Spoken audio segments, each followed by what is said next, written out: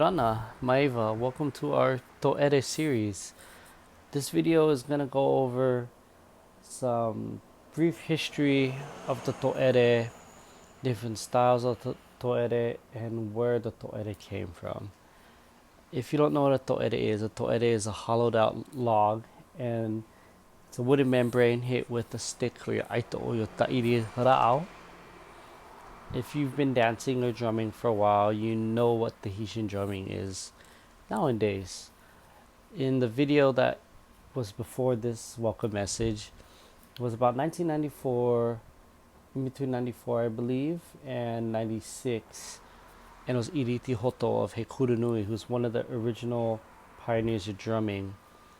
And we're gonna see an evolution of what drumming is now, and we're gonna visit the islands of Rarotonga and Fiji. So this next video that's coming up after this is the 2019 Hawaii Tahiti Creation winners. So enjoy the series, and yeah.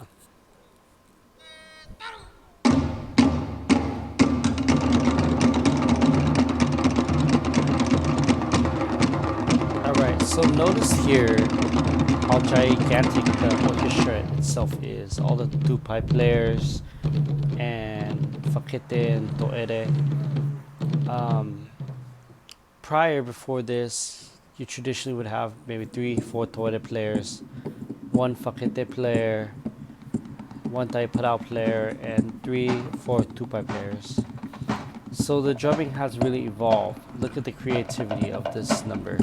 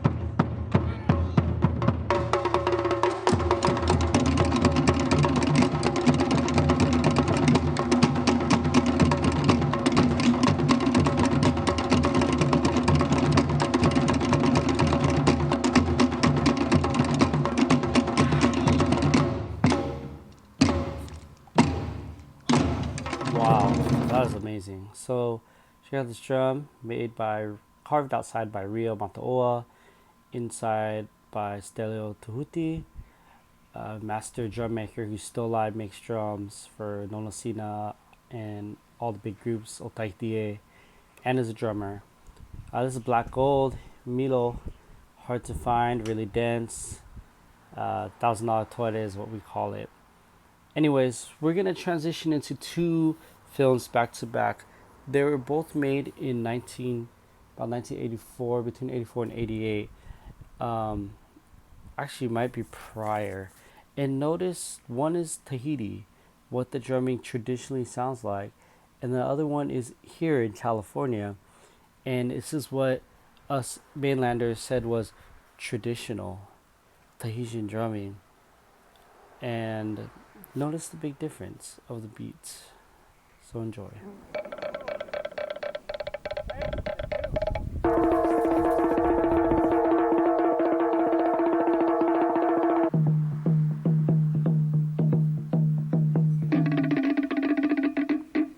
So notice in this video, there's Oro Oro.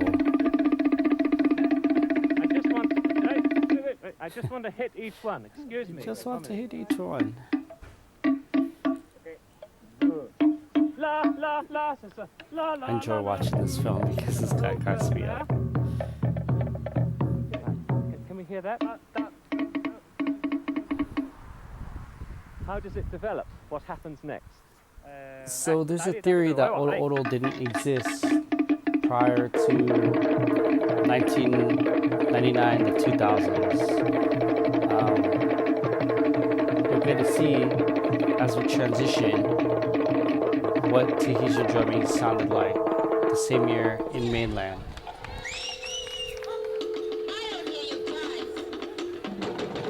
So this is Pahai. Notice the To'ede players have no doubles at all. That was Toma. Fast Toma.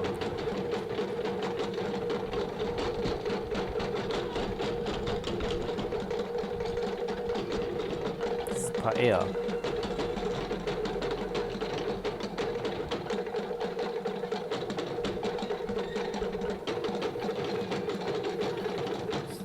So if you listen to how fast the Taiparao is, it is flying.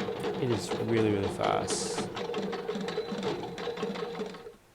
Alright, so this drum is a tokere, ceremonial tokere.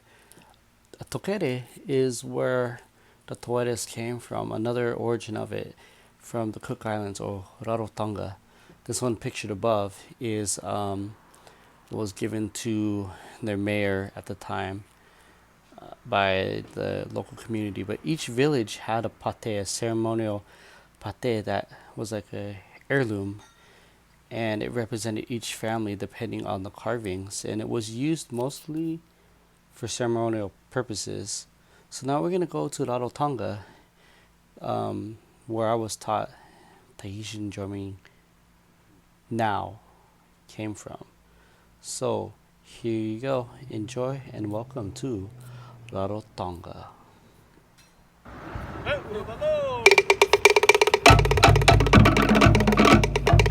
Sounds like the beat to it.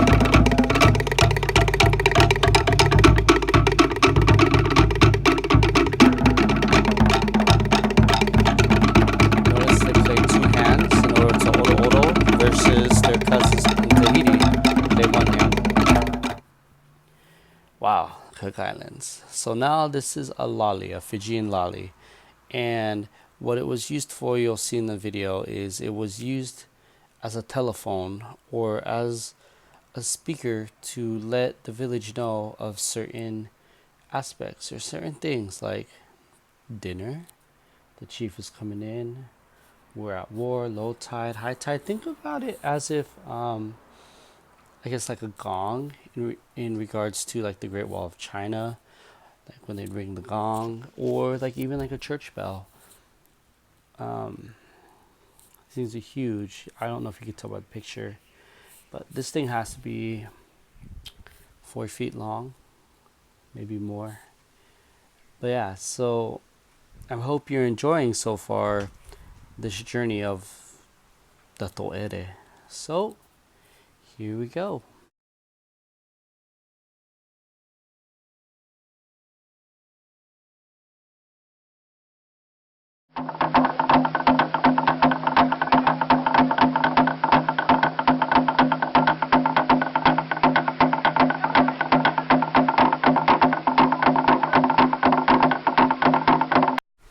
Wow, pretty interesting. I was told like in Tahiti they had the same thing like the lali. There's actually one on the marae in Tahiti, which is like your he'ea, your temple. This To'ede in this picture was given to Uncle Etua Tauri by a Tahitian, I believe the Tahitian governor, in recognition of his influence on sharing the Tahitian culture along with his sister Auntie Roiti to the foreigners, to us Americans and people in Hawaii or Japan and Mexico, all over the world. It's Milo. It's a pretty cool drum. So these next set of videos that you're going to see is the first one is called Patrimon style, or what is now the category is traditional. Notice the tuning of the to'eres. They're like do, re, mi. You have your to'ere aratai, which will be your lead. Then you have your to'ere tamau, which is your support of your lead. And then you have your to'ere tape, which is your melody maker. So if you listen closely, there was oro oro usually toward the end of the beat, like the end of a toma, but it wasn't as distinctive. But this is what they believe was the traditional style when it was reestablished. So enjoy.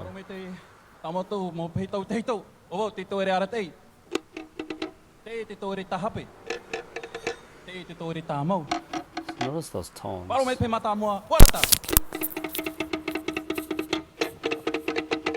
See the oro oro right at the tag of that toma.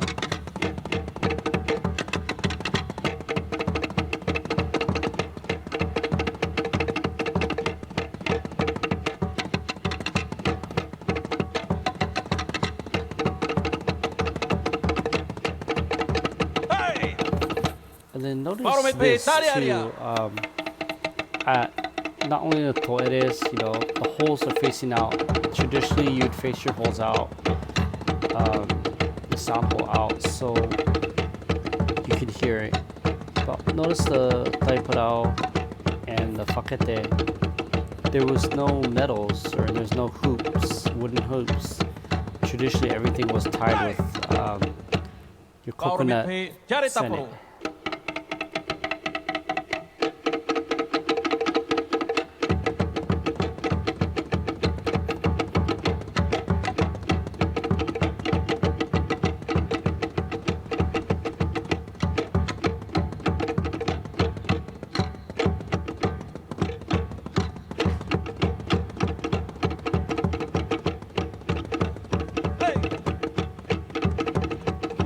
So your Toma Tahape guy, which is the highest tone to'ere, doesn't really have has a designated part, but not so much defined.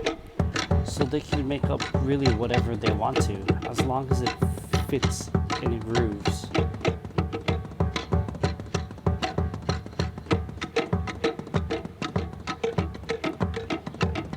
Alright, so you hear that the Tahape guy just went straight right through it.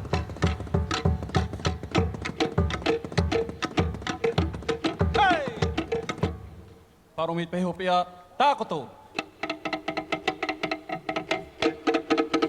love how they started their toma in oro oro in its different tones, so you can hear each part in its clarity.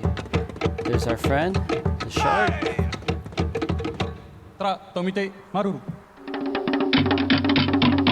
Alright, this is a cool video.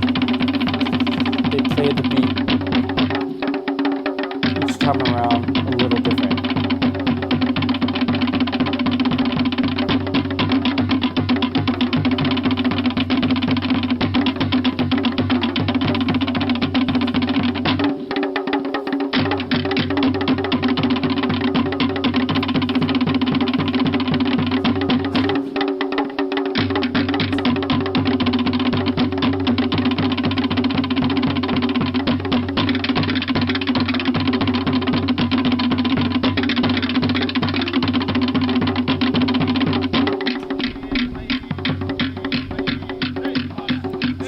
Manu, and the drummer's Ken Tafiti.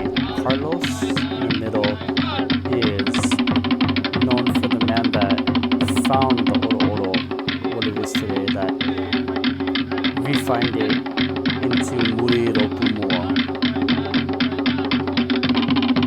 This is the best part coming up. Takato. So Takato Tahape style.